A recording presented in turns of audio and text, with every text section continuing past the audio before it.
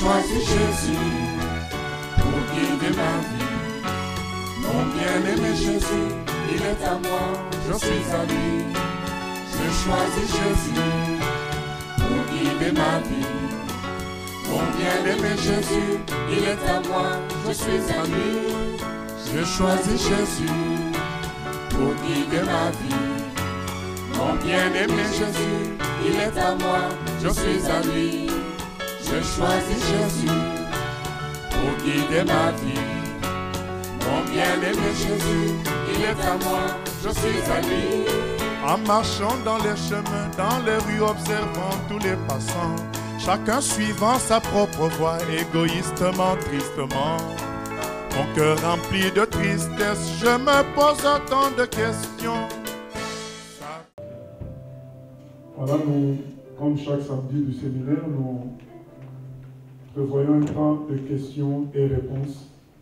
Donc, puisque vous le savez en général, tous, le moment est arrivé. Donc, s'il y a des questions concernant le salut, nous sommes prêts à écouter pour y répondre.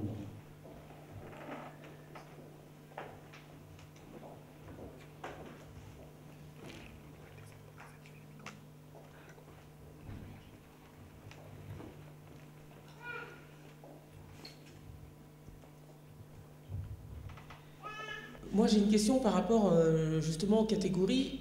On peut aimer Dieu de tout son cœur et vraiment pas avoir l'amour des choses du monde, mais on peut se retrouver parfois dans un contexte... Moi, j'entends pas par le retour. Donc, il y a tout... D'abord, vient de la salle, c'est un peu... Je repose ma question.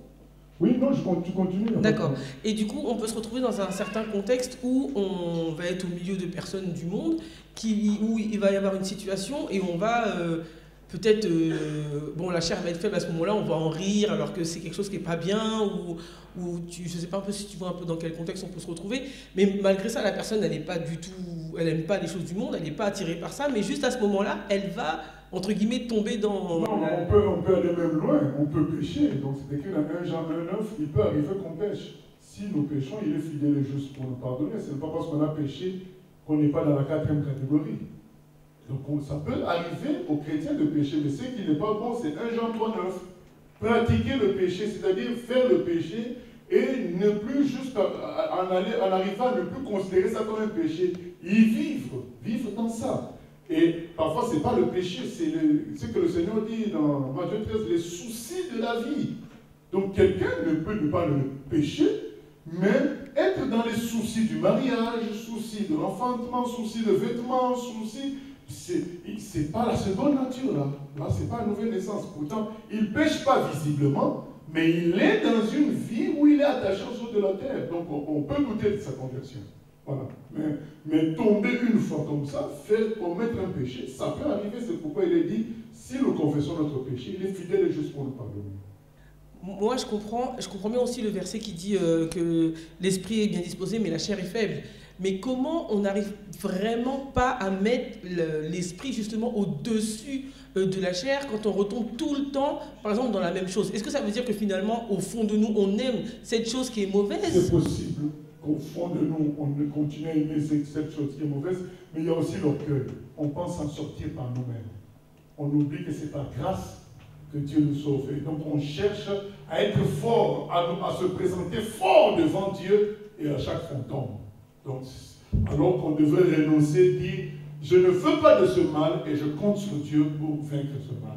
Donc ça aussi, ça peut être l'origine des chutes répétitives parce qu'on veut s'en sortir par soi-même.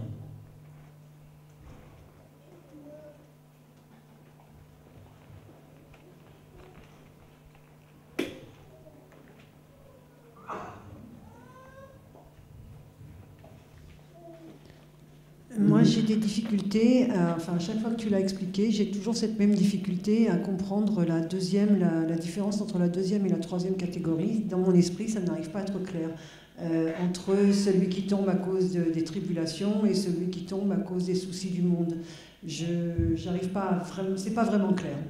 Pour moi, c'est pas clair. Les tribulations, c'est les difficultés. Oui. Mais il tombe, c'est quand même une conversion éphémère, quoi. Et le premier, il tombe à cause des tribulations, le deuxième, il tombe à cause des soucis du monde.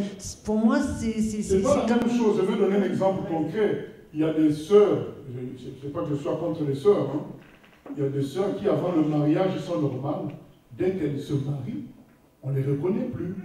Tout ce qui les intéresse, c'est leur foyer, faire les choses. Donc, au fait, c'est qu'elles manifestent par là qu'elles n'étaient pas attachées à Dieu. Au fait, elles cherchaient quelque chose auprès de Dieu. Donc, il y a des hommes qui sont normaux jusqu'au jour où ils trouvent un travail bien rémunérateur. C'est là qu'ils changent. Là, on est dans la troisième catégorie. Les deux exemples que je viens de donner, ce n'est pas des tribulations, ce n'est pas des souffrances. Mais c'est qu'avant, ils n'avaient pas, les données ont changé. Et ces données montrent qu'ils sont attachés aux choses de la terre, les soucis des choses de la terre. Mais moi, dans mon esprit, c'est comme la même chose, mis à part que la différence, c'est une fausse conversion. Pour moi, c'est une fausse conversion dans les deux cas. La deuxième, c'est les tribulations qui font peur, les souffrances à cause d'être chrétien. Et le troisième, ce sont encore les convoitises de ce monde. Mais pour moi, c'est le même cœur qui a cru recevoir Jésus, mais qui finalement l'a pas reçu. C'est pas la même chose, parce qu'il y a des gens qui, dans la troisième catégorie, qui vont, parfois persévérer quand ils prient, ils ne reçoivent pas. Ils persévèrent. Ils restent fidèles. Dans les tribulations, la preuve, c'est que les tribulations ne les ont pas fait reculer. Donc, malgré les souffrances, ils sont toujours avec le Seigneur. Mais le jour où les données changent, ils deviennent riches, ils sortent de prison, ils deviennent populaires, on ne les reconnaît plus. L'amour, quand on dit le souci des choses de la terre, ça ne veut pas dire qu'ils en manquent. Ça veut dire que l'attachement aux choses de la terre. Parce qu'ils ont résisté à la première phase. Je crois qu'on a un bon exemple avec l'église d'Éphèse. Apocalypse chapitre 2, l'église d'Éphèse. On dit qu'ils ont résisté aux tribulations, ils ont même résisté aux faux apôtres. Mais c'est que je contre toi, tu as perdu le premier amour.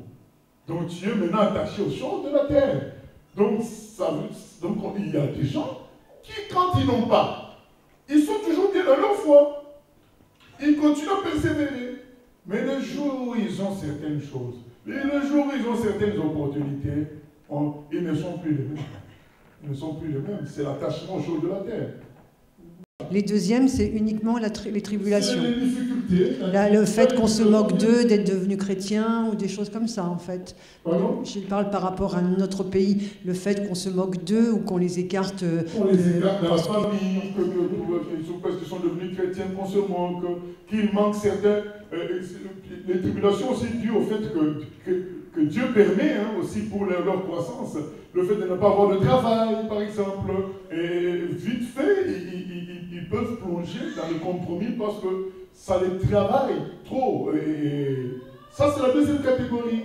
Alors que la troisième catégorie, c'est l'attachement aux choses de la terre. Il faut absolument que je sois marié. Il faut, voilà. Donc, c'est l'attachement aux choses de la terre. Ce n'est pas forcément un manque de résistance à l'opposition aux obstacles. C'est plutôt un attachement aux choses de la terre. Voilà, qui viennent étouffer la foi.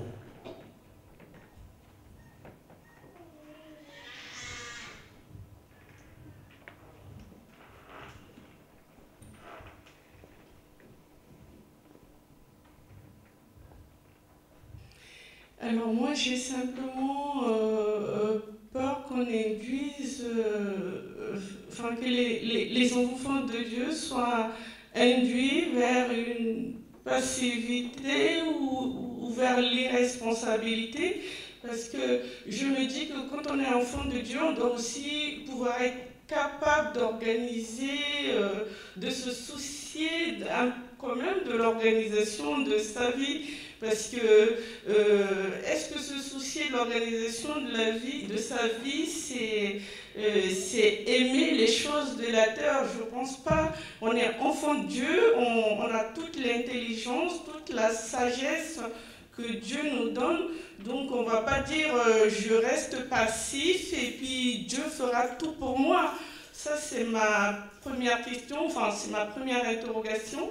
Et d'autre part, je vais dire, je vais revenir à la première question du processus, du mécanisme d'accès au salut, la révélation que Dieu nous donne gracieusement.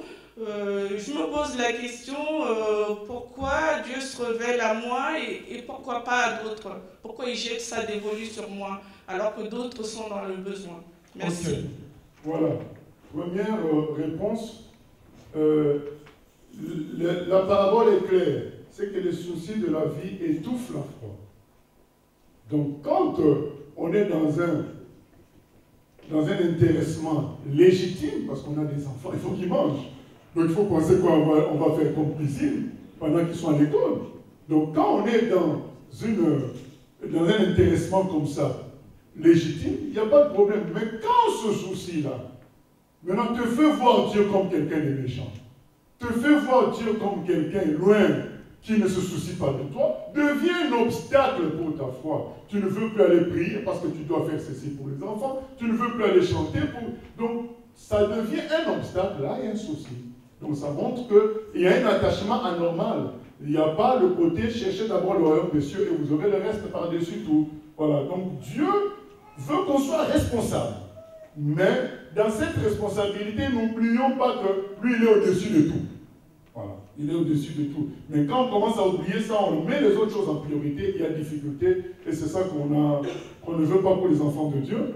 Et la deuxième question, la réponse est liée au fait que nous ne sommes pas omnipotents, omniscients. Quand Dieu se révèle aux autres, nous on ne sait pas forcément. Ce qui est sûr, c'est que Dieu veut sauver tous les hommes. 1 Timothée 2, 4 nous dit, Dieu veut que tous les hommes soient sauvés et arrivent à la connaissance de la vérité. Ayons confiance que si Dieu nous parle, on n'est pas son cousin, on n'est pas sa cousine, on n'est pas son oncle, on n'est pas sa tante. S'il a choisi de nous parler, c'est qu'il parle à tout le monde, d'une manière ou d'une autre. Moi d'ailleurs, cette observation-là a changé ma façon de concevoir les choses. Je ne suis plus comme on était avant, quand on était jeunes chrétiens, à vouloir mettre la pression sur les gens pour leur faire comprendre les choses, voilà, donner des explications longues à n'en pas finir. Donc je sais vraiment que Dieu aime tous les hommes et il veut les sauver. Moi, je vais me contenter de dire ce que je connais de la chose. Maintenant, je ne vais pas être là à vouloir répondre à tout ce que la personne veut comme explication. Voilà. Donc je crois que Dieu aime tous les humains et se révèle à tous. Et aujourd'hui, le pays où il y a le plus grand nombre de conversions, c'est l'Iran.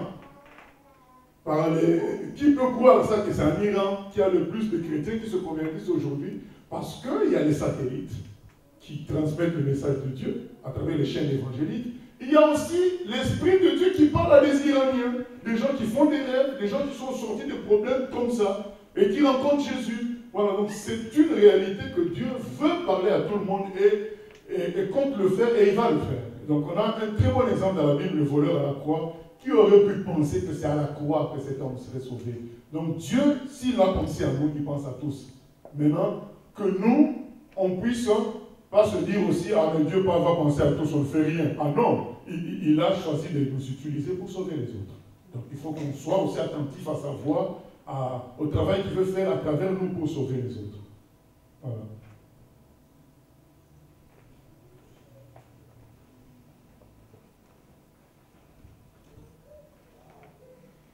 Ma question va concerner en fait les sentiments que peut ressentir un chrétien. En fait, lorsqu'on a le salut en Jésus-Christ, on est censé manifester les sentiments qui étaient ceux du Christ et parmi lesquels les fruits de l'esprit. Et on est censé avoir ce qu'on appelle la patience. Sauf que je constate des fois dans ma vie personnelle, envers certaines personnes avec lesquelles j'ai des temps de discussion, qui sont conscientes qu'elles ont besoin du Seigneur, mais lorsque les choses vont bien dans leur vie, elles ne vont pas penser au Seigneur. Et dès qu'il y a vraiment un souci, un problème de santé ou quelque chose qui ne va pas dans leur famille, là, ils vont appeler et puis essayer d'être réconfortés, de recevoir la parole. Et je ne cache pas qu'il m'arrive de perdre patience envers ces personnes-là. Et la question que je me pose, est-ce que cela ne montre pas un problème également de conversion, parce que franchement, je me pose la question, parce que le Seigneur, lui, il est toujours patient envers nous. Quoi que nous fassions, il est patient, il est là, mais pourquoi est-ce que moi, je n'arrive pas à manifester une telle patience et que des fois, je me dis, ben, cette personne, elle préfère mener sa vie comme elle veut et je perds patience. Et je me demande si ma conversion est véritable. Voilà, moi je pense que nous sommes appelés à devenir parfaits. Donc ce n'est pas parce qu'on se convertit que tout est parfait. Donc le Seigneur, on a une marche sur terre. Et dans cette marche sur terre, le Seigneur permettra des événements pour nous perfectionner. À nous, à chaque fois que ces événements sont là, de nous humilier, de reconnaître que le tort c'est chez nous. Donc quand tu manifestais ce genre d'impatience, je crois que tu restais toujours dans l'idée que c'est eux les mauvais. Alors que tu devais dire, non, j'ai un problème, comme tu viens de le dire aujourd'hui. Si tu l'avais fait à chaque fois, je crois que tu n'aurais plus ce problème. J'ai un problème de vouloir par la force sauver ces gens-là. Je dois faire comme le Seigneur. Donc le tort se trouve chez moi aujourd'hui. Voilà. Donc je crois que cette repentance-là, c'est pourquoi les mécanismes du salut sont importants. Donc si, arrivé à ce moment de conflit, tu te repentais toi, je crois que c'est comme ça que le salut sera pleinement manifesté en toi. Ça ne veut pas dire qu'il n'y a pas le salut, ça veut dire tout simplement que tu empêches le salut de se manifester pleinement. Là, la solution en ce moment-là, c'est de se repentir, dire le problème c'est chez moi, parce que j'ai oublié qu'on est sauvé par grâce. C'est Dieu qui se révèle aux gens et eux ils répondent. Maintenant, s'ils refusent de répondre, ils sont aussi... Je crois que parfois on n'a pas suffisamment un cœur solide pour accepter que les gens aillent en enfer aussi. Il y a aussi ce problème-là. Ça aussi, ça nous met en colère de se dire, mais tiens, cet homme va en enfer et il est d'accord. Donc ça nous énerve de voir un homme être bête jusqu'à ce point-là. Donc nous devons aussi nous exercer à être suffisamment solides pour comprendre qu'il y aura des gens qui vont brûler éternellement en enfer. Je crois que ça va aussi nous tranquilliser. De dire, bon, c'est le choix de chacun. Et ce n'est pas facile, mais si Dieu va supporter que les gens aient en enfer, nous aussi nous devons supporter. Ça va enlever ce problème de patience. Donc, donc il y a les deux éléments. Être prêt à supporter que les gens aient en enfer. Deuxième élément, c'est que c'est par grâce qu'on est sauvé. Ce n'est pas à nous de forcer. Et ce n'est pas à nous de nous responsabiliser à 100%. On a notre part, c'est de parler. La responsabilité, c'est de la personne et de Dieu de se manifester clairement. Voilà. Oui.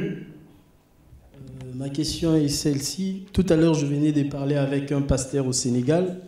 Il m'a posé la question, je vais vous le transmettre. Donc, je sais que nous l'avons réussi gratuitement et c'est par la grâce que nous sommes sauvés. Mais le pasteur m'a posé une question parce qu'il voulait rentrer en contact en fait, avec vous.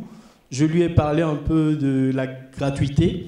Il m'a posé la question sur 1 Samuel 17, 26. Il dit, Joseph, avant de combattre Goliath, c'était par la grâce de Dieu. Pardon, David. Avant de combattre Goliath, c'était par la grâce de Dieu. Ce n'est pas lui qui a combattu en plus, mais il avait demandé, qu'est-ce qu'on va donner à celui qui va taper Goliath? Je ne comprends pas le lien avec la gratuité. Parce qu'il dit celui que ce n'est pas gratuit, parce que lui, il avait la grâce par Dieu de combattre Goliath. Mais il a demandé quelque chose en retour. Ah, il a demandé, d'accord, qu'est-ce qu'on va donner à qui allait... Moi, je pense que David a demandé comme ça parce que c'était la coutume de l'époque, même d'aujourd'hui. Vous savez que les soldats reçoivent des décorations, non? Donc, quand ils ont fait des exploits lors des guerres, je crois que c'était quelque chose de logique. C'est-à-dire que quand quelqu'un faisait une œuvre dans la guerre puissante, il y avait un cadeau réservé à ce genre de personnes. C'était un défi connu. Et je crois que lui, il allait représenter. Comme le joueur aujourd'hui de football, vous savez qu'il y a des primes en fonction des matchs. Et il y a des gens qui demandent, mais la prime sera de combien avant de s'engager dans l'équipe nationale? Donc c'est dans cet esprit-là, c'est quelque chose qui se faisait. Et David a parlé dans cet esprit-là, lié à l'exploit qu'il allait faire. Mais ce n'est pas que David a conditionné ça. Il a dit que si vous ne me donnez pas, il a demandé qu'est-ce qu'on a promis. Il n'a pas conditionné sa bagarre face à Goliath à ce qu'on lui promettait. Il s'est renseigné. En fait, si on avait dit par exemple à David, on a promis des sandales. Lui n'a pas dit, je veux ceci, je veux cela avant de me battre. Il a dit, qu'est-ce qu'on a promis? Donc c'était une coutume que s'il y a un défi comme ça, le roi dise, bon, celui qui va faire, bon, David n'était pas au courant parce qu'il n'était pas parmi eux. Donc quand il arrive, il voit qu'il n'y a aucun courageux, il dit, bon, on a dit quoi de celui qui allait remporter la victoire face à Goliath? Il s'est renseigné, il n'a pas fixé une condition. C'est ce qu'il faut lui répondre. David s'est renseigné pour savoir ce qui avait été promis avant lui à la personne qui triompherait de Goliath. Mais il n'a pas posé ça comme condition. Et nous connaissons David par la suite, comment il a fait de bonnes choses pour Dieu sans demander quoi que ce soit. Hein. Donc, mais je ne comprends pas comment le frère va chercher un verset loin là-bas, caché dans 1 Samuel 17, pour se défendre alors que toute la Bible est là, donc, qui montre que nous avons reçu gratuitement, nous devons donner gratuitement. Dieu nous a donné tout fait de grâce. Et il nous demande de ne pas demander de l'argent aux gens. C'est inscrit dans toute la Bible. Hein? Parce que lui, au fait, il fait son album, il le vend. Moi, je lui ai dit, mais le pasteur que tu veux raconter, lui, il est contre ça. D'accord, donc c'est ça. Donc, moi, j'estime qu'on a reçu gratuitement, on n'a pas à vendre. Voilà. Ça fait partie de la grâce. Vous savez, c'est pourquoi je dis qu'on pense tous connaître le salut. Hein? On pense tous connaître le salut. Mais quand on commence à aller en profondeur, ça commence à faire mal. Parce que quand on va en profondeur, on se rend compte que nous avons reçu par grâce. Frère, imaginons que pour le salut, ça a été gratuit. Est-ce que pour la voiture, ça va être payant? Parce que comparer le prix de la voiture et du salut d'un humain. Dieu, c'est comme si on te dit, la voiture est gratuite. Je t'aime tellement que je te donne une voiture gratuitement. Mais en même temps, j'ai des millions de vitres, des millions d'essuie-glaces. Et puis, quand ça devient le problème d'essuie-glaces, alors tu dois me payer parce que c'est l'essuie-glace. Tu me donnes déjà une voiture, c'est gratuit, c'est l'essuie-glace que tu veux me faire payer. Alors, comment le salut d'un humain peut être gratuit et un CD de la parole de Dieu payant? C'est contradictoire. Mais quand on est inscrit dans cet esprit-là de la grâce, on ne peut que donner gratuitement. C'est pourquoi je refuse, moi, quand je pars quelque part pour aider une famille, prêcher à une famille, si on me donne quelque chose, je dis non. Parce que ces gens-là vont rester dans l'idée qu'ils ont payé quelque chose. Il faut qu'ils comprennent que Dieu les a visités et leur a fait grâce. Voilà, c'est ça. Je sais que ça commence, quand quelqu'un a des projets d'allemand, peut-être au milieu de nous, ça commence à l'énerver, mais c'est ça la grâce, c'est la gratuité. Voilà. Dieu te payera, Dieu te donnera quelque chose. Ne t'attends pas aux humains. Oui? Oui, un projet d'allemand. Non, pas du tout. D'accord. En fait, je voulais savoir comment faire pour garder le salut. Comment faire pour garder le salut? C'est la foi. Nous sommes sauvés par grâce, par le moyen de la foi. Et donc, tant qu'on garde la foi au Seigneur, on garde aussi le salut. Maintenant, il faut savoir un élément très important, c'est que le Seigneur dit dans Jean 10, 27 à 29 que les brebis sont dans sa main, personne ne peut les ravir de sa main. Il faut qu'on connaisse aussi cet élément. Qu'il n'y aura jamais une puissance extérieure pour nous sortir du salut. C'est impossible. C'est nous seuls qui pouvons nous sortir du salut. En disant non à Dieu, on ne veut plus. Jamais une puissance. C'est pourquoi il est écrit dans 1 Corinthiens 10, 13, aucune tentation ne vous est survenue qui soit au-dessus de vos forces. À chaque fois, Dieu prépare le moyen de sortir. Donc, il ne faut pas se dire, mais, parce que la question qui va suivre, mais comment faire pour garder la foi? Comment faire pour garder la foi? Avoir la foi dans les petites choses, on finira par la garder pour les grandes choses. Donc, chaque jour, utiliser la foi, c'est ainsi qu'on peut garder la foi. Il ne faut pas vivre une vie sans la foi et attendre de grands événements pour manifester la foi. Non. Chaque jour, dans la vie de tous les jours, dans la vie au niveau de chocolat, biscuits, bonbons, garder la foi. Et c'est ainsi que dans les difficultés, on gardera aussi la foi. Oui. Oui, pasteur. Lorsqu'un homme, il décrit dans Matthieu, à partir du verset 19, Matthieu 13. Lorsqu'un homme écoute la parole du royaume et ne la comprend pas, le malin vient et enlève ce qui a été semé dans son cœur. Cet homme est celui qui a reçu la semence le long du chemin. Alors ma question, c'est une personne qui ne comprend pas la parole, mais pourtant... C'est sa faute. C'est sa faute. Non, je demande, ta question c'est où est sa faute? Oui, voilà, c'est ça. Oui, ça a été traduit ne comprend pas, mais ça peut être traduit aussi ne reçoit pas. Ça veut dire que voilà, il ne reçoit pas. Il ne comprend pas dans le sens qu'il ne l'accepte pas. Voilà. Ça peut être traduit aussi comme ça. Voilà, donc en attendant qu'il y ait une autre question, ah oui.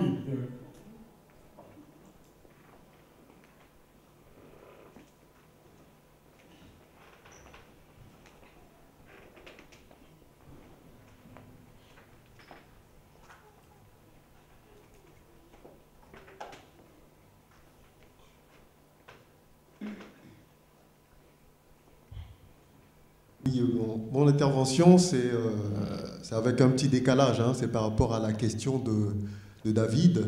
Et je crois que la précision qu'on peut apporter, c'est que si David a posé cette question, je crois que c'est plus dans l'idée de comprendre, de connaître l'enjeu.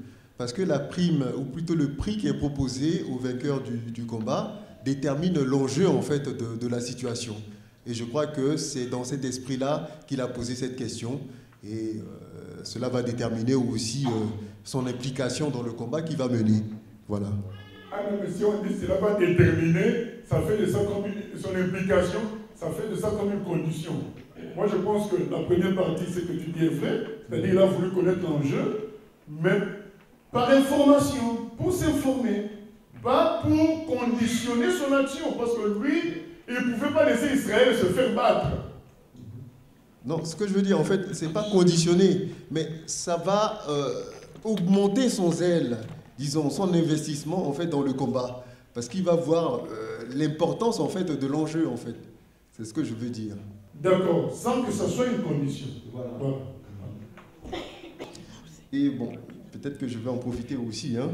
Donc, pour revenir sur la question qu'avait posée une sœur, et on se souvient de ce qui est dit dans Jean 6, verset 44. Jésus-Christ nous dit « Nul ne peut venir à moi si le Père qui m'a envoyé ne l'attire, et je le ressusciterai au dernier jour. » Donc, par rapport à cela, tu avais déjà apporté la précision là-dessus. Hein. Et qu'on doit être patient parce que c'est Dieu qui attire les gens. D'accord. Et il y a aussi un verset juste avant cela, au verset 37 plutôt, il est dit ceci, « Tout ce que le Père me donne viendront à moi, et je ne mettrai pas dehors celui qui vient à moi. » Donc tout ce que le Père me donne, donc c'est Dieu qui donne, voilà, à Jésus. Amen. Donc il y en a que le Père ne donne pas non plus. Oui. Donc, est-ce que tu peux nous... Oui. Alors, ça veut dire qu'il y a un travail préliminaire avant d'être face à Jésus. C'est un travail entre le Saint-Esprit et le cœur de l'homme. Il y a un travail pour briser l'homme. C'est ainsi que Jean-Baptiste a été envoyé en premier. Sinon, Jésus n'avait qu'à venir tout seul, directement. Donc il y a un travail préliminaire, le travail de Jean-Baptiste, que le Saint-Esprit fait à tout humain. C'est écrit dans Jean 16, 8, il convaincra le monde de péché, de justice et de jugement. De sorte que quand la personne maintenant se trouve face à Jésus, se dise, ah tiens, voilà la solution. Parce qu'il y a eu un travail qui a été fait avant. Maintenant, Dieu a la réponse des cœurs humains pendant ce travail-là. Quand un cœur humain semble répondre positivement à ce travail-là que Dieu fait en préliminaire, il avance ce cœur vers Jésus. Maintenant, quand un cœur humain est vraiment hostile à ce travail préliminaire, donc Dieu ne l'envoie pas non plus à son fils Jésus. Donc s'il y a un travail que Dieu fait, c'est ce travail-là. Oui.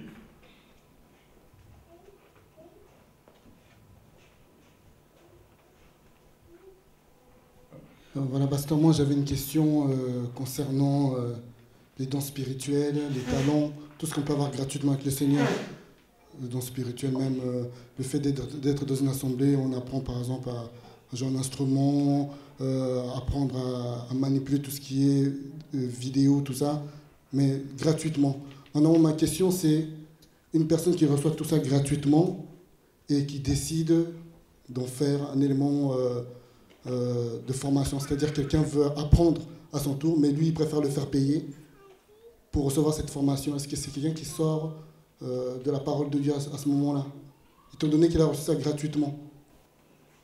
Mais il veut faire payer à qui maintenant? Par exemple, une personne, je donne un exemple. Il veut faire payer à tout le monde. Voilà, par exemple, moi, par la grâce de Dieu, j'ai appris la vidéo comme ça. Dans ce cas, il devait apprendre ailleurs, parce que lui, il a appris dans l'esprit de la gratuité comment lui va faire payer à d'autres. Donc je pense que quand on a reçu dans l'esprit de gratuité, il faut aussi nous répondre dans ce même esprit quand on veut transmettre, puisque nous, on a reçu gratuitement. Parce que le passage dit dans Matthieu 18, vous avez reçu gratuitement, donné gratuitement. On parle là des bienfaits spirituels que dont Dieu nous fait grâce. Voilà. Maintenant, si quelqu'un a fait des études d'ingénieur du son dans le monde, après qu'il fasse son école, ça c'est autre chose.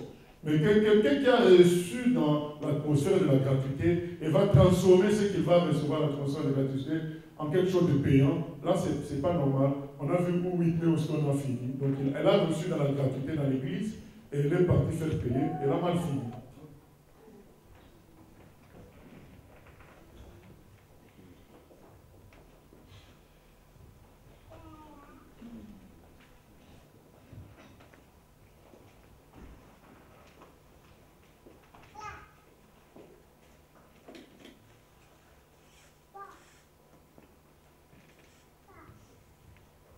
Ma question concerne une personne, on m'a parlé d'une personne en fait qui était serviteur de Dieu, donc dans son ministère, il y a eu beaucoup de fruits, mais à un certain moment, cette personne a quitté le Seigneur, et à la fin de sa vie, des chrétiens sont venus voir la personne pour lui parler encore du Seigneur Jésus, et ont voulu prier pour la personne a dit non, vous ne pouvez plus rien faire pour moi, je suis damné. Donc moi je voulais savoir si cette personne, elle est toujours séduite en disant cela, ou elle est convaincue que c'est Dieu qui ne veut plus d'elle. Ah non, c'est lui qui ne veut plus de Dieu. Donc ce monsieur-là ou cette femme... Et puis, elle est morte dans cet état-là, la personne. Ah, donc c'est elle qui ne voulait plus de Dieu. Voilà. Donc elle est condamnée parce qu'elle a choisi de rester loin de Dieu. Mais comme notre frère vient de lire Jean 6,37, Jésus dit, je ne rejette point quelqu'un qui vient. Si quelqu'un vient au Seigneur... mais elle a démontré qu'elle ne voulait plus venir au Seigneur. Moi, vous ne pouvez... Elle ne veut même pas qu'on prie pour elle. Voilà, dit qu'on ne peut plus rien faire. Ah, voilà, donc c'est quelqu'un qui ne veut plus. C'est elle-même qui ne veut plus, ce n'est pas le Seigneur. Le Seigneur dit, je ne rejetterai point quelqu'un qui vient. C'est ça. Voilà. Et puis il y a des questions qui nous ont été posées par courrier. Peut-on perdre le salut après l'avoir obtenu? Voilà, ça fait partie des questions que nous, quand on s'est convertis, c'était les questions qui revenaient tout le temps, surtout dans le milieu étudiant, c'est toujours cette question qui revient. Peut-on perdre le salut? Les gens qui disent non, c'est impossible, ils ont leur argument, ils ont leur passage. On a parlé tout à l'heure de Jean 27, 30, 10, 27, 30, où le Seigneur dit les brebis sont dans sa main, personne ne peut les raver de sa main. Jude 24 qui nous dit à celui qui peut nous préserver de toute chute, donc, et nous maintenir dans la foi jusqu'à son retour. Donc, Dieu peut le faire, puisque c'est quelque chose qui est entre les mains de Dieu. Ça ne peut pas changer. Il y a Romains 11, 29 qui nous dit le don et l'appel de Dieu sont irrévocables. Donc il y a plusieurs passages comme ça qui ont tendance à nous dire, tiens, le salut est, le terme qu'on employait à l'époque, le salut est irréversible. Donc dès que tu es sauvé, c'est fini. Maintenant, il y a un autre courant qui dit, mais quand même, on voit des gens dans le péché, dans le mal, dans tout ça, mais juste parce qu'un jour ils se sont fait baptiser, donc ils demeurent sauvés. Maintenant, finalement, à quoi ça sert de venir à Dieu s'il faut venir à Dieu et vivre dans le péché et rester sauvé? Donc ce n'est qu'une sorte de cachet qu'on reçoit et puis on fait ce qu'on veut. Est-ce que c'est ça vraiment le salut? Voilà, je pense qu'à travers l'enseignement d'hier et d'aujourd'hui, on a bien compris que ce n'était pas ça le salut. Le salut, ce n'était pas juste le fait d'avoir un cachet un jour, j'ai cru en Dieu, et le salut se manifeste. On a parlé des 4 terrains, ça se manifeste. Par la suite, le salut, c'est une conversion. Donc c'est pourquoi on a décrit toutes ces choses. C'est une conversion. On se répand et on entre dans une nouvelle vie. C'est ça le salut, c'est une nouvelle vie le salut, une nouvelle naissance. Donc on ne peut pas aujourd'hui dire, tiens, j'ai le salut, mais je vis dans le péché, je garde mon salut. En tant qu'humains, nous on ne peut pas favoriser de tels discours. Nous ce qu'on dit, c'est qu'on est sauvé par la foi. Si quelqu'un n'a plus la foi, nous connaissons ces exemples-là. Le frère Paul nous parle d'Hyménée et Alexandre qui ont fait naufrage par rapport à la foi. Et il les a même livrés à Satan. Donc, ils ont fait naufrage par rapport à la foi. Il dit à Timothée de garder la logique de la foi, parce que certains ont fait naufrage par rapport à la foi. Nous connaissons aussi Apocalypse 3.5 qui nous dit que, attention, que ton nom ne soit pas effacé du livre de vie. Donc si on donne cet avertissement-là, donc le nom peut être effacé du livre de vie. Nous connaissons Hébreux 10 aussi, 26, qui nous parle des gens qui ont expérimenté la puissance du Saint-Esprit et qui retombent, qui crucifient à nouveau, donc ils ne peuvent plus être sauvés. Donc il y a plusieurs exemples, il y a plusieurs passages qui semblent être pour l'une ou l'autre des positions. Cependant, si on reste simple, on va dire ceci, on est sauvé par la foi. Si on n'a plus la foi, on n'est pas sauvé. Maintenant, les gens qui disent, mais oui, mais moi, les gens qui disent, mais l'autre, il a la foi, mais il reste dans le péché, nous disons que puisqu'il garde la foi en Dieu, le Seigneur va l'amener à la repentance pour être sauvé.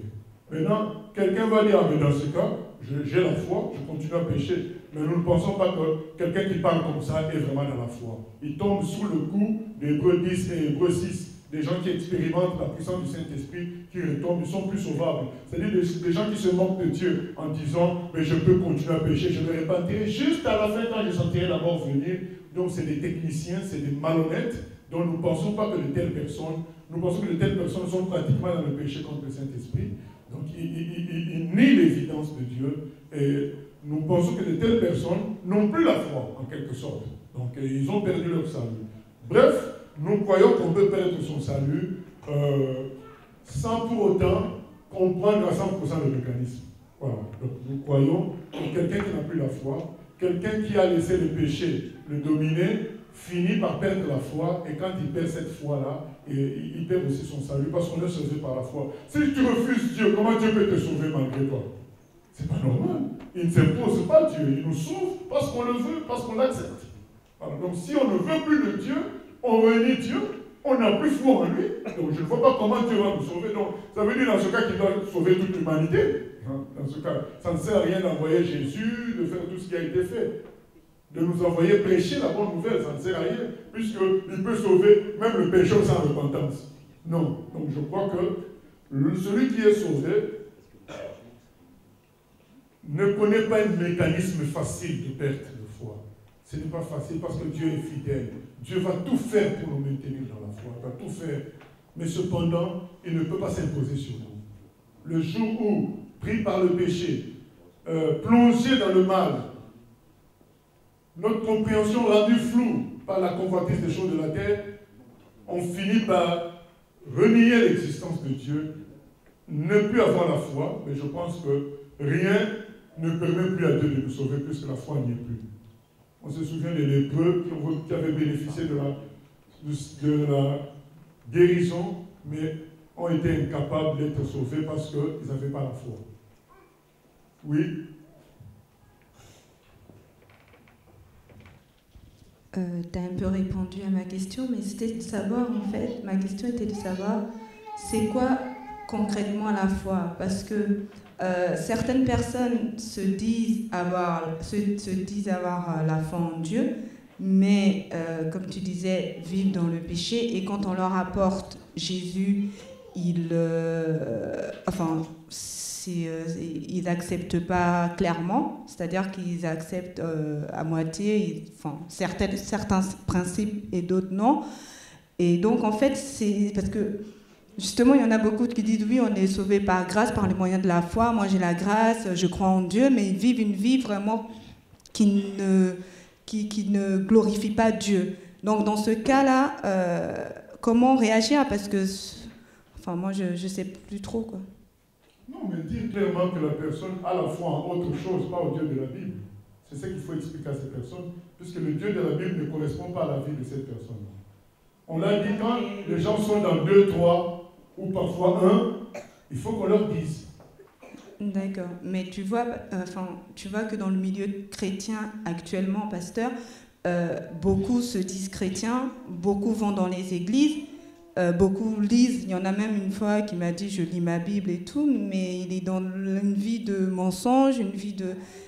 Et il dit mais moi j'ai la foi, je lis ma Bible, voilà, je suis chrétien, quoi. Non, on a expliqué aujourd'hui que le salut se traduisait aussi par une nouvelle vie. Donc cette personne-là n'a pas cette nouvelle. C'est comme si quelqu'un te disait mais moi je suis un aigle, hein, mais il n'arrive même pas à voler 100 mètres. Je dis mais oh, laisse tomber, tu n'es pas un aigle. C'est ce qu'on va lui dire. Hein. On rencontre un oiseau qui dit moi je suis un aigle, je suis pas un coq. Bon, tu es un aigle, vole 1 kilomètre. Il vole 10 mètres et il tombe. T'es un coq, c'est tout. Voilà. C'est ce qu'on va dire à la personne. D'accord. Et par rapport à ça, il y en a d'autres aussi qui sont chrétiens, qui lisent, enfin, qui marchent selon la Bible, qui n'ont pas de péché visible, mais qui ont des vies dans la foi un peu en dents de scie. Un jour, ça va aller, ils vont avoir la foi et tout ça. 6 mois après, ils vont être découragés. Après, ça va encore aller. Est-ce que c'est un problème de foi ou c'est un problème de conversion? C'est un problème d'orgueil, de conversion. C'est les enfants gâtés qui veulent faire tout à leur sauce. Et quand Dieu va avec eux, ils acceptent. Quand Dieu ne fait pas comme ils veulent, ils baissent. C'est des enfants gâtés. Donc il faut qu'ils apprennent la souveraineté de Dieu. Dieu est le chef, c'est le souverain. Il faut s'habituer à ça. Quand on ne s'habitue pas à ça, on n'entre pas dans la conversion. Il faut accepter la nature divine. C'est ça la conversion aussi. Oui. Et d'autres disent, mais Dieu a prédestiné. Hein? Il y a des versets qui parlent de prédestiné dans la Bible. On va y répondre après la première question, les 2 questions là.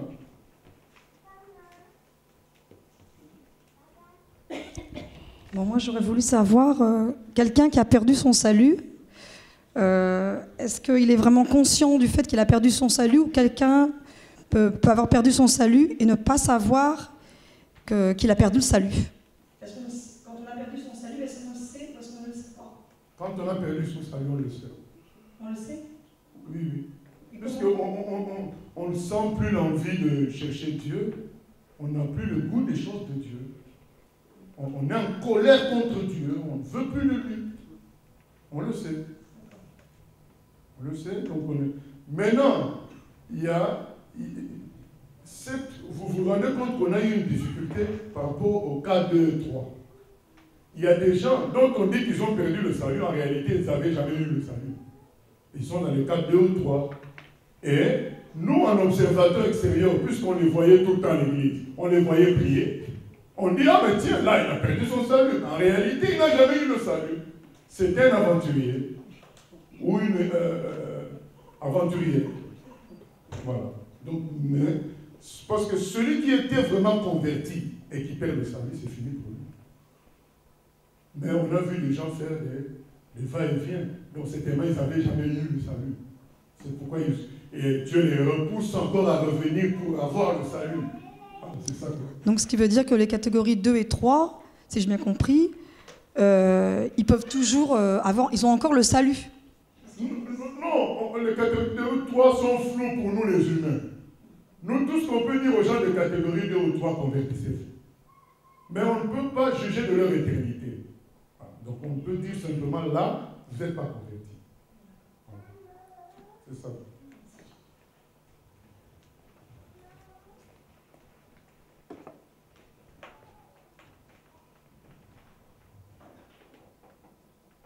Oui, oui.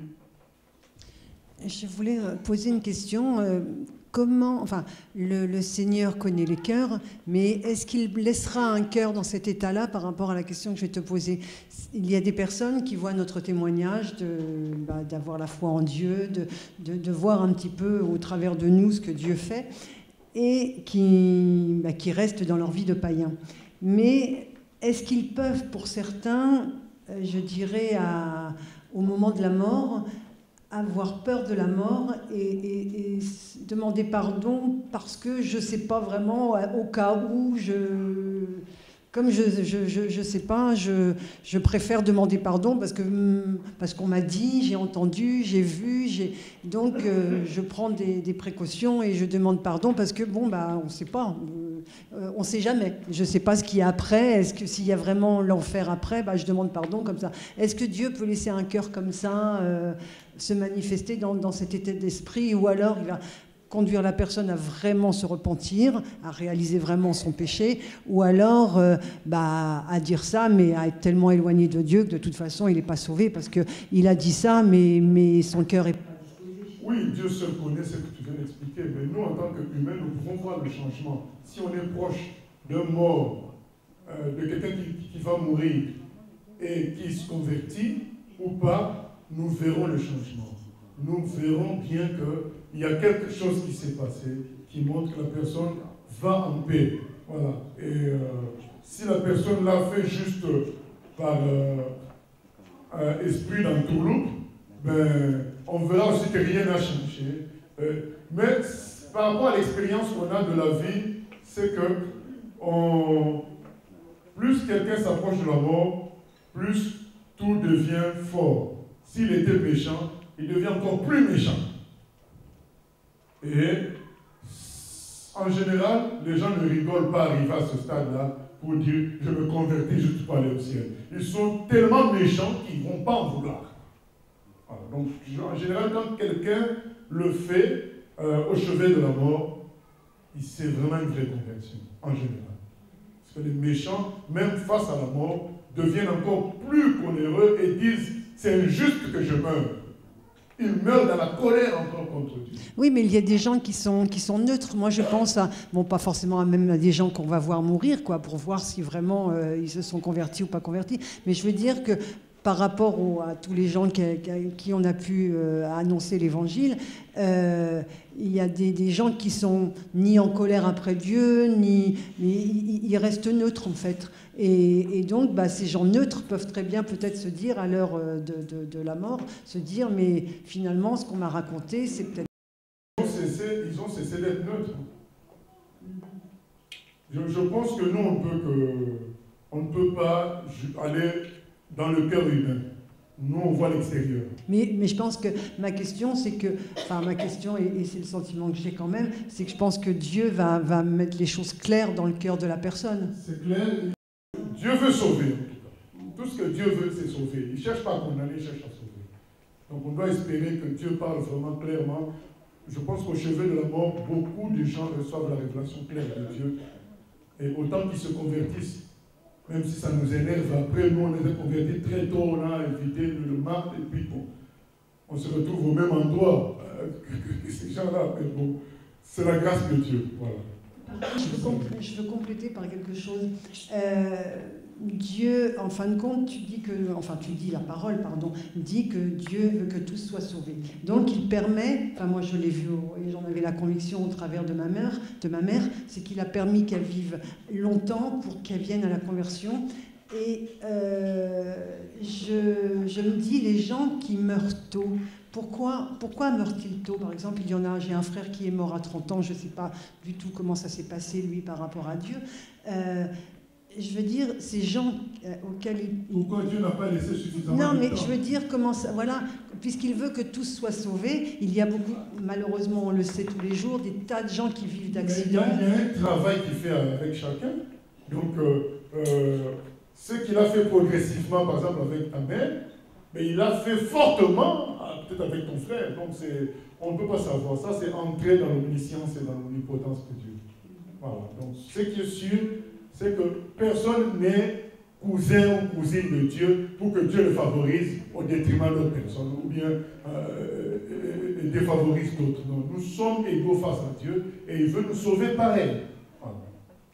Donc il va se révéler à nous tous. À fonction de qui nous sommes, il va se révéler clairement à chacun. Sinon, comment il peut nous juger s'il ne se révèle pas à nous? Donc il se révèle à tous, d'une manière ou d'une autre. Oui. Parce que j'ai souvent l'habitude de parler avec une personne.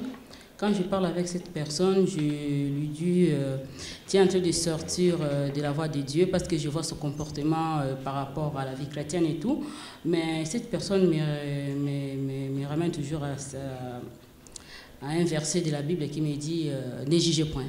Ne jugez point, tu es en train de juger une chrétienne, toi qui se dit, tu te dis chrétienne, tu ne peux pas juger normalement, c'est marqué dans la Bible.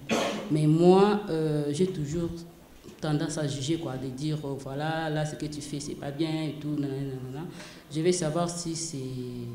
Non, mais c'est écrit aussi dans Jean 7. Jean 7.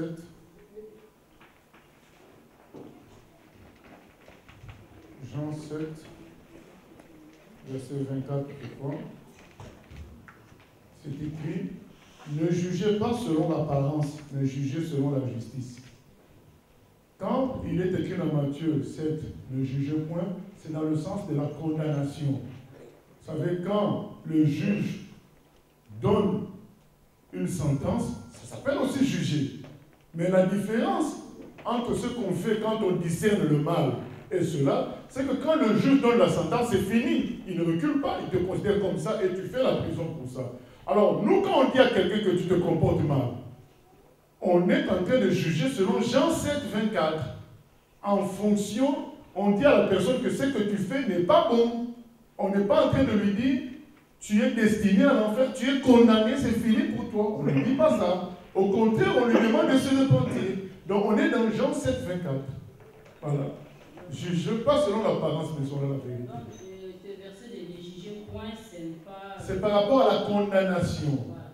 Donc, c'est comme si tu liais une personne, tu disais, tu es voleur et c'est fini pour toi, tu es voleur. Non, c'est pas ce que nous on dit. Nous, on discerne le mal et on dénonce ce mal-là. On exhorte les personnes qui sont en face de nous. C'est de l'exhortation, ce n'est pas de la condamnation. Voilà. Deux dernières questions, puisqu'on nous signale qu'il reste plus que 10 minutes. Entre-temps, je lis 1 Pierre 1, 2. 1 Pierre 1, 2. Afin que je n'oublie pas. 1 Pierre 1, 2. Il est dit ceci.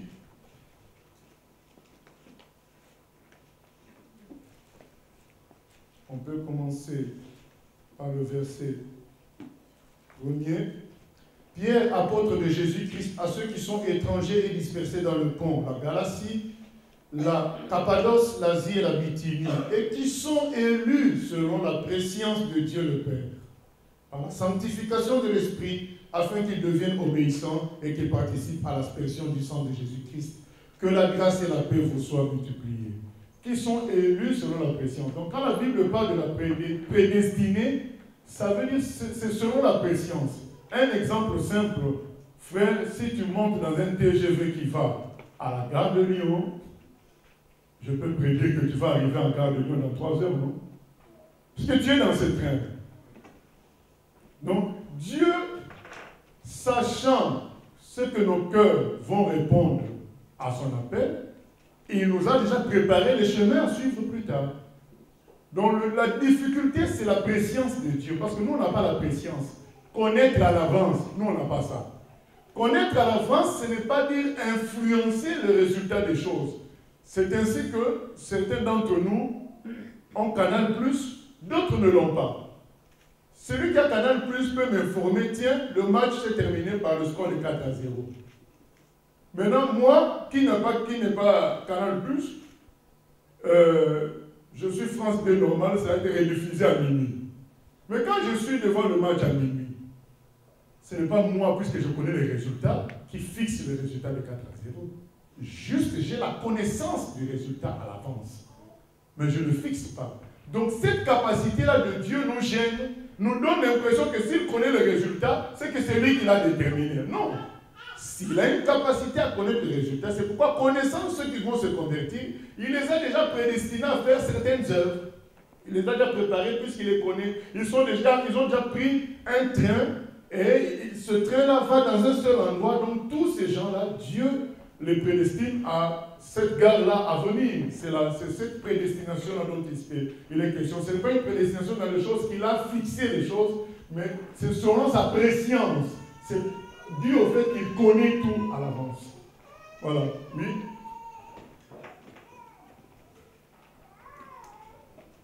Oui, pasteur. Je voulais juste poser une question par rapport aux faux prophètes, parce que la Bible dit qu'on les reconnaît par leurs fruits.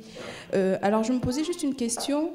Lorsqu'une organisation connaît le désordre et que lui, en tant que responsable, n'agit pas de façon intransigeante, est-ce que lui-même a dévié ou pas?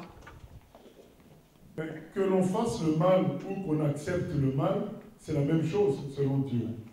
Donc lorsqu'on approuve, on participe en quelque sorte. Lorsqu'on ne fait rien. Qui nous dit ça? Jacques 4, 7. Celui qui sait faire le bien et qui ne le fait pas, il pêche. Donc, un responsable qui laisse le mal dans l'organisation qu'il dirige, c'est qu'il approuve. Il ne fait rien, donc il est en train d'approuver. Même dans le monde, on dit qui ne dit mot consent. Voilà. Et alors, quand on constate ça, est-ce que, par exemple, si tu dis à la personne, bon, bah, le serviteur a dévié, mais qu'on te répond, par exemple, oui, mais par exemple, il n'était pas là, c'est pas de sa faute. Mais c'est sa responsabilité. C'est comme si François Hollande va dire, j'étais pas là, j'étais en Chine. Non, c'est lui le président. Donc ce qui se passe en France, c'est lui qui en est responsable. Il ne peut pas dire, j'étais pas là, j'étais aux États-Unis. Non. Ou alors il cesse d'être responsable du groupe. S'il ne peut plus être là. Voilà. Une autre question encore, je peux? Oui, rapidement. C'est la grâce. Oui, je me posais juste une question aussi par rapport à ce que tu expliquais tout à l'heure, qu'on ne peut pas dire à une personne, par exemple, lorsqu'il fait quelque chose, qu'il est dans l'enfer. Enfin, ce n'était pas favorable à ce qu'on dit ça, parce qu'on ne connaît pas la suite. Parce que parfois aussi, il y a des personnes qui n'ont pas la réalité de l'enfer. Alors, est-ce qu'il ne faut plus en parler ou Ah non, nous avons dit que considérer que la personne s'est finie, va en enfer, c'est ça qu'on nous dit qu'il ne faut pas dire. Mais on peut dire à la personne qu'elle n'est pas convertie. Être converti, ce n'est pas être sauvé. Donc, si aujourd'hui tu meurs dans cet état-là, tu vas en enfer. Mais nous ne pouvons pas parler comme si on était Dieu. Savoir que la personne est en enfer déjà. Non. Parce qu'on ne connaît pas l'avenir de quelqu'un. On lui dit que ton état, c'est un état des gens qui vont en enfer. Je ne sais pas si je me fais comprendre. Et moi, je suis en train de dire qu'il faut éviter de prendre la place de Dieu. On ne sait pas comment quelqu'un va finir un jour. Donc tout ce qu'on peut dire à la personne, que ce que tu fais là, ça te détermine à aller en enfer. Mais on ne va pas dire que lui, il est quelqu'un qui va aller en enfer.